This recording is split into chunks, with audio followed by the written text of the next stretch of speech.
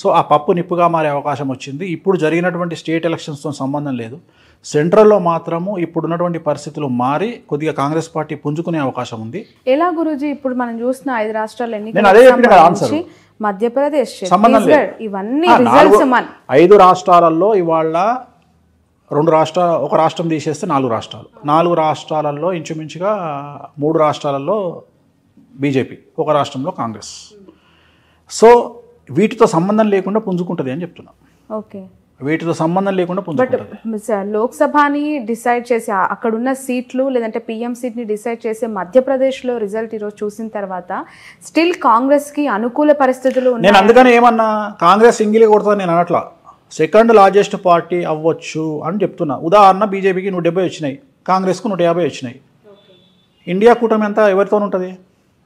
మళ్ళీ జాతక ప్రిడిక్షనే, మళ్ళీ నా సొంత కవిత్వం కాదు. ఓన్లీ జాతకాన్ని బేస్ చేసుకొని మాట్లాడుతున్నా. ఇవాళ ఉన్న కండిషన్ ప్రకారము కాంగ్రెస్ పార్టీ పుంజుకునే అవకాశం ఉంది అని చెప్తున్నా. అంతే తప్ప కాంగ్రెస్ పార్టీ ఉద్ధరిస్తానని నేను చెప్తలేను.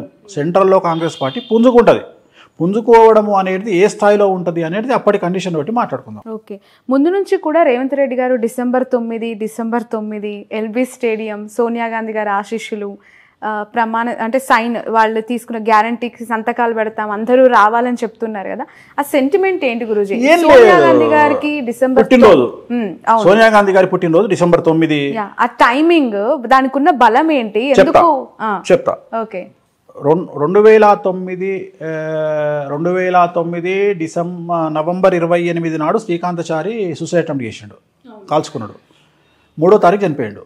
ఇవాళ రోజున మనం మాట్లాడుకుంటున్న రోజున 9వ తారీఖు నాడు కేంద్రం నుండి ప్రకటన వచ్చింది, సోనియా గాంధీ పుట్టినరోజు. సో ఆయన ఉద్దేశం ఏంటి అంటే, సోనియా గాంధీ పుట్టినరోజు కాబట్టి ఆ రోజు సోనియా గాంధీ గారిని పిలిచి, రాహుల్ గాంధీ గారిని పిలిచి, ప్రియాంకమ్మని పిలిచి వీళ్ళందరినీ కలిపి ఆయన ప్రమాణ స్వీకారం చేయాలి అనేది ఆయన కోరిక, అంతే.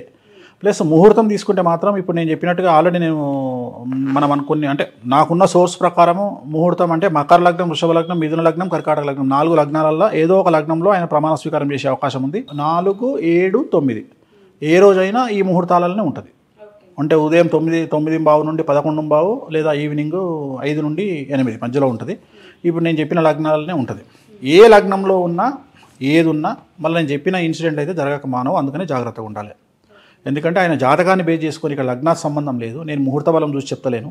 ఆయన జాతకంలో ఉన్న యోగాన్ని బట్టి జాగ్రత్తగా ఉండమని చెప్తున్నాను. ఓకే, అటు చూస్తే బీఆర్ఎస్ పార్టీలో కేసీఆర్ గారికి కారాగారం లేదంటే న్యాయపరమైన చిక్కులు అని మాట్లాడారు. నేను కేసీఆర్ గారు ఒక్కరికే చెప్తలేను. తెలంగాణ వ్యాప్తంగా సుమారు 8 నుండి 9 మంది రాజకీయ నాయకులకు, సుమారు 4 బిజినెస్ మ్యాన్లకు, సుమారు ఒక స్వామీజీకి ఈ థ్రెట్ ఉందని చెప్తున్నాను నేను. ఈ న్యాయపరమైన చిక్కులు ఒక స్వామీజీకి కూడా, ఒక సన్యాసి, స్వామీజీ, పీఠాధిపతి, నువ్వు ఏమనుకుంటావో అనుకో, కాషాయం వేసుకునే ఆయన ఎవరో కావచ్చు.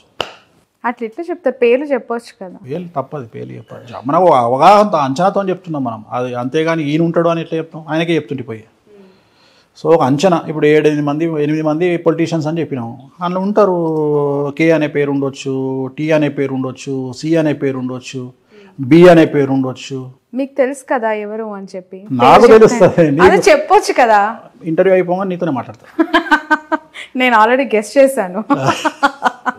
సో ఇంతమంది రాజకీయ నాయకులు అంటున్నారు, ప్రముఖులు అంటున్నారు, అంటే రాష్ట్రంలో ఇకపై పరిణామాలన్నీ చాలా రంజుగా ఉండబోతుంది. మామూలుగా ఉండదమ్మా. ఐమాక్స్ స్క్రీన్లో చూడొచ్చు. తెలంగాణలో డెడ్ పాలిటిక్స్, ఏపీలో ఎప్పుడు యాక్టివ్ పాలిటిక్స్. అసెంబ్లీ స్టార్ట్ అయినా కాకపోయినా నిమిషం ఒక బ్రేకింగ్ న్యూస్తో జర్నలిస్టులు ఉరుకులు పరుగులు ఏపీలో. కానీ తెలంగాణలో అట్లుండేది కాదు. 10 సంవత్సరాలు కూడా ప్రతిపక్షం అనేది కొంత అనుకున్న మెజారిటీలో లేదు కాబట్టి వన్ సైడెడ్గా కేసీఆర్ గారి ప్రభుత్వం మంచి పాలన అందించింది. అవుట్రైట్గా ఇక్కడ ప్రశ్నించే వాళ్ళ యొక్క సంఖ్య తక్కువగా ఉంది అని భావించే వాళ్ళు ఉండేవాళ్ళు. సో ఇప్పుడు అది రివర్స్ అవుతుందా? ప్రశ్నించే వాళ్ళ సంఖ్య కంటే భయపడే వాళ్ళ సంఖ్య ఎక్కువ ఉంది అని నేను అనుకున్నా. అలా కంట్రోల్ చేశారేమో మేబీ. నేను అదే చెప్తున్నా కదా. I love KCR. అది అడ్మినిస్ట్రేషన్లో అది జగన్ చూసి నేర్చుకోవాలి కేసీఆర్ను. Great achiever. బా, ఇక నేను చెప్తున్నా కదా. ఎలా ఇన్స్పైర్ అయ్యారు గురుజీ? అంటే ఆయనను చూసినప్పుడు కేసీఆర్ గారి బిహేవియర్ కావచ్చు, మెంటాలిటీ కావచ్చు, ఆయన యాక్టివిటీస్ మీకు అంటే గ్రేట్ అచీవర్గా అంటే ఏం లేదు. ఇప్పుడు నేను కేసీఆర్ నుండి అంటే ఏం లేదమ్మా. సమాజంలో తిరుగుతున్నప్పుడు ఎప్పుడు మనము నిత్య విద్యార్థిగానే ఉండాలి. ఒక్కొక్కళ్ళ దగ్గర నుండి కొన్ని నేర్చుకుంటాం. ఇప్పుడు జగన్మోహన్ రెడ్డి గారి దగ్గర నుండి రేవంత్ రెడ్డి గారి దగ్గర నుండి వేసుకున్నది ఏంటంటే, నేను జగన్మోహన్ రెడ్డి గారు జైలుకు పోయినా కూడా ఒక సీఎం కొడుకు అయ్యి ఉండి అన్ని డబ్బులుండి కూడా జైలుకు పోయి కష్టాలను అనుభవించి కూడా ఆయన ఎప్పుడు తన కాన్ఫిడెన్స్ను కోల్పోలే. అట్లనే రేవంత్ రెడ్డి గారు కూడా 109 కేసులు పెడితే కూడా ఆయన ఎప్పుడు చెల్లించలే. ఆయన టార్గెట్ సీఎం పదవే. సో అట్లా ఉన్నారు కాబట్టి వాళ్ళు అచీవర్స్ అయ్యారు. వాళ్ళు అంత హార్డ్ వర్క్ చేయకపోతే చాలామంది ఏదో ఇవాళ వేణుస్వామి వచ్చి టీవీ ముందర కూర్చొని మాట్లాడలే, ఒక టంగ్ స్లిప్ అయ్యి నోరు జారితే 30 ml అన్నట్టుంటుంది కథ. టీవీలో టెలికాస్ట్ అవుతుంది. గుర్తుంది కదా? గుర్తుందో మర్చిపోయినా మనం. గుర్తుంది. మరి అట్లుంటుంది కథ. మనం ఒక్కసారి ఎయిర్లోకి వెళ్ళిపోయింది అనుకో వాయిస్ ఆడుకుంటారు జనాలు. అట్లనే కేసీఆర్ గారు అడ్మినిస్ట్రేటర్ అయిన తర్వాత రాజశేఖర రెడ్డి గారి దగ్గర ఉన్న గొప్పతనం ఏంది అంటే, పెద్ద ఆయన దగ్గర ఉన్నది ఏంటి అంటే ప్రేమతో సరెండర్ అయ్యేవాళ్ళు. పెద్ద ఆయనకు కేసీఆర్ గారికి భయంతో సరెండర్ అవుతారు. తేడా అది. రాజశేఖర రెడ్డి గారు ప్రేమతో సరెండర్ అయిపోతారు. ఇదే భయం అక్కడ కూడా ఉండేది, కానీ ప్రేమతో సరెండర్ అయ్యారు. ఈయనకు భయంతో సరెండర్ అయ్యారు. మొత్తం మీద నువ్వు భయమో ప్రేమలో సరెండర్ కావడం ముఖ్యం. ఆధీనంలో ఉంచుకోవడం నాకు అది నచ్చింది. ఆ కమాండ్ చేయడం అనేది గొప్ప విషయం. ఏకఛత్రాధిపత్యం ఇక అంతే. ఇక ఏకఛత్రాధిపత్యం. సరే ఇప్పుడు రేపు వచ్చిండా రాలేదా తర్వాత ఏమైతే దశాచిత్రం, అరే ఆడు దశ తిరిగిందిరా, నిజంగా దశ తిరిగింది అయింది. 2014 నుండి 24 వరకు ఈ కింగ్ అంటే కింగ్ లెక్కనే బతికిండు. పెద్ద ఆయన రాజశేఖర రెడ్డి గారు కూడా కింగ్ లానే బతికారు. సౌత్ పాలిటిక్స్కి సంబంధించి వీళ్ళు గుర్తుంచుకోవాల్సిన, వీళ్ళ పరిపాలన గుర్తుంచుకునే విధంగా ఉంటుంది అనటానికి చాలా అంశాలు ఉన్నాయి. తెలంగాణ జాతిపిత కేసీఆర్, అది ఒక్కటి చాలమ్మా. ఆయన ఏం చేసిండు అనేది సెకండరీ. తెలంగాణ రావాలనేది నా చిరకాల వాంఛ. తెలంగాణ తీసుకొచ్చిండు. ఆయన సీఎంగా ఉన్నా లేకపోయినా ఆయన తెలంగాణ జాతిపిత, ఆయన అచీవర్ అంతే. నాకు తెలంగాణ ఇచ్చిన జాతిపిత అంతే. ఇంకా ఆయన పేరు అది చరిత్రలో నిలిచిపోతుంది. ఇక అది మామూలు కాదు కదా. ఆయన సీఎంలు ఇవన్నీ వేస్ట్ మాటలు. ఆయనకు ఉన్న బిరుదు ముందు, జాతిపిత అనే బిరుదు ముందు, తెలంగాణ జాతిపిత అనే బిరుదు ముందు ఇవన్నీ ఇంకా పక్కకు పోయినట్టే. సో ఈ బిగ్ అచీవర్. ఇంకా వేరే వాళ్ళతో కంపేర్ చేస్తే ముఖ్యమంత్రుల పాలన వేరు. ఇప్పుడు చంద్రబాబు నాయుడు 1994 నుండి 2004 వరకు 92లో ఫైనాన్స్ మినిస్టర్గా నేనే కూర్చోబెట్టిన, 94లో సీఎంగా నేనే కూర్చోబెట్టిన, 98, 99లో నేనే సీఎంగా కూర్చోబెట్టిన. ఇవాళ కూడా ఈనాడు పేపర్ తీస్తే ఫ్రంట్ పేజీలో నా బొమ్మ ఉంటుంది చంద్రబాబు నాయుడు గారితో. ఇప్పటికి కూడా మీరు చూస్తే చూడవచ్చు ఆ ఫోటో. సో అప్పుడు నేను నా కళ్ళతో చూసిన is a big achiever, big administrator. ఆయన వస్తుంటే ఐఏఎస్లో కూడా భయపడ్డటువంటి సిచ్యువేషన్ నేను చూసిన. అదే చంద్రబాబు నాయుడు గారిని 2014లో చూడలేకపోయినా, ఎందుకంటే తర్వాత ఆయనకున్న చరిష్మ పోయింది. కానీ ఆ 10 ఏళ్ళు ఆయన అడ్మినిస్ట్రేషన్ చేసింది, అదొక చరిత్ర. అట్లనే రాజశేఖర రెడ్డి గారు ఆ రాజసం ధోతిలో కూడా, ఆ రాజసం పంచకట్టులో కూడా ఆ రాజసం ఎవరు చేయరు. అట్లనే కేసీఆర్ గారు అడ్మినిస్ట్రేషన్ ఏంటి అంటే భయపెట్టైనా సరే అట్లా నిలబెట్టారు. సో అది ఆయన స్పెషాలిటీ. సో వీళ్ళందరూ చరిత్రలో నిలిచిపోయే మనుషులు. Okay, right. 2 రాష్ట్రాల్లో జనసేన పార్టీ యొక్క ప్రభావం, జనసేన పార్టీ స్థాపించిన అధినేత యొక్క ఇంపాక్ట్, పవన్ కళ్యాణ్ గారు ఇక్కడ పాలిటిక్స్లో 6 స్థానాల్లో వాళ్ళ అభ్యర్థులను పెట్టి 8 స్థానాల్లో పెట్టారు. 6 స్థానాలు ఐ థింక్ ఆయన ప్రచారం చేసినట్లున్నారు ఇక్కడ. సో ఎలాంటి ఇంపాక్ట్ 8 స్థానాల్లో ఏమైంది? డిపాజిట్ కూడా రాలేదు. నేను ఎప్పుడో చెప్పిన పరిస్థితులు బాగాలేవు అని చెప్పిన. ఎవరికి? పవన్ కళ్యాణ్ గారికి. ఓకే, ఏంటి తన జాతకం ఏలినాటి నడుస్తుంది. ఓకే, 2025 వరకు ఏలినాటి నడుస్తుంది. ఇవాళ ఆంధ్రప్రదేశ్లో ఆయన ఇండిపెండెంట్ కొట్లాడుంటే ఇవాళ మెయిన్ అపోజిషన్ అవుతాడు. రేపు పొద్దున 24లో జగన్ గారికి వ్యతిరేకంగా ఫైట్ చేస్తే ఆయనకి 20 నుండి 25 సీట్లు వచ్చి ఆయన అపోజిషన్ ప్లేస్లో కూర్చుంటుండే. ఓకే. సో మనం చెప్తే నేను అదే చెప్తున్నా, మన మాట వినాలే అనే రూల్ ఎక్కడుంది? ఎవరిష్టం వాళ్ళది. ఓకే. సో పవన్ కళ్యాణ్ గారికి వస్తూ ఉన్న ఫాలోవర్స్ని చూసి ఎంత ఇంపాక్ట్ ఉంటుందో అని భయపడిపోతుంటారు చాలా సందర్భాల్లో. నేను కూడా తెలంగాణలో నాగర్ కర్నూలు సభను చూసా, కూకట్పల్లిలో ర్యాలీని చూసా. ఆ క్రౌడ్ అంతా చూసి ఖచ్చితంగా కూకట్పల్లిలో అయితే నేను ఖచ్చితంగా జనసేన అభ్యర్థి గెలుస్తారని అనుకున్నాను. ఎందుకు అంటే అంత వేవ్ కనిపించినట్టు అనిపించింది నాకు. బట్ గ్రౌండ్లో అలాంటి పరిస్థితి ఏమీ లేదు. అభిమానం వేరు, ఓటేయడం వేరు. ఎందుకు అది అంతే, ఇక్కడనే కాదు, ఓటుకి ఎందుకు కన్వర్ట్ అవ్వట్లేదు పవన్ కళ్యాణ్ గారు? ఆ మాటకు వస్తే మన భారతదేశ ప్రధాని ఎవరు ఉండాలి? రాహుల్ గాంధీ గారు కాదు, రజనీకాంత్ కానీ అమితాబ్ బచ్చన్ కానీ ఉండాలి.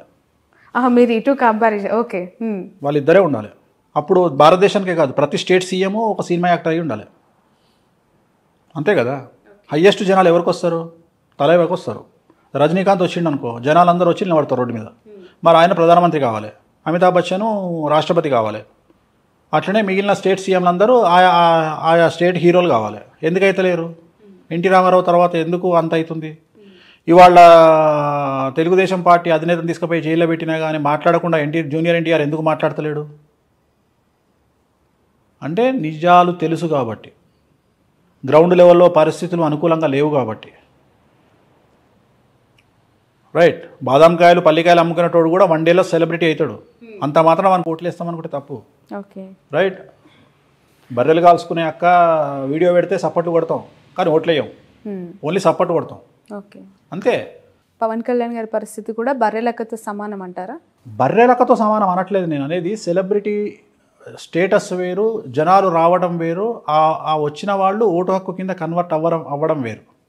నేను మాట్లాడేది అది. దాన్ని చూసి జనాలను చూసి ఓట్లు పడతాయి అనుకోవడం తప్పు అని చెప్తున్నా. ఎప్పుడే కానీ జనాలకు ఓట్లకు సంబంధం లేదు. బట్ టీడీపీతో పొత్తుని ఒకవేళ వాళ్ళు విరమించుకున్నా, పవన్ కళ్యాణ్ గారు విరమించుకొని బీజేపీతో కలిసి ఎన్నికల్లోకి దిగితే ఇంపాక్టెడ్ సీట్స్ ఏమైనా, అంటే ఏమైనా ఇన్ఫ్లుయెన్స్డ్ సీట్స్ ఏమైనా ఉండొచ్చా ఏపీలో? ఇప్పుడు ఇండివిజువల్గా పవన్ కళ్యాణ్ రేపొద్దున కూడా టెక్నికల్గా మాట్లాడితే పవన్ కళ్యాణ్ గారు పోటీ చేస్తే టీడీపీ ఓటు పవన్ కళ్యాణ్ గారికి కన్వర్ట్ అవుతుందా? నా simple question. Janasena vote TDP convert అవుతుంది కానీ టీడీపీ ఓటు కన్వర్ట్ అవుతుందా? నా ప్రశ్న ఇది, పెద్ద ప్రశ్న ఇది. దీనికి ఆన్సర్ చేస్తే జవాబు వస్తుంది. నేను అడిగే ప్రశ్నకు ఆన్సర్ చేయి. టీడీపీ ఓటు జనసేన కన్వర్ట్ అయ్యే అవకాశం ఉండదు. పొత్తు పెట్టుకున్నప్పుడు ఖచ్చితంగా ఇయ్యరు. తెలంగాణలో 8 చోట్ల జనసేన పోటీ చేసింది. ఎవరితో కలిసి పోటీ చేసింది? బీజేపీతో కలిసి పోటీ చేసింది.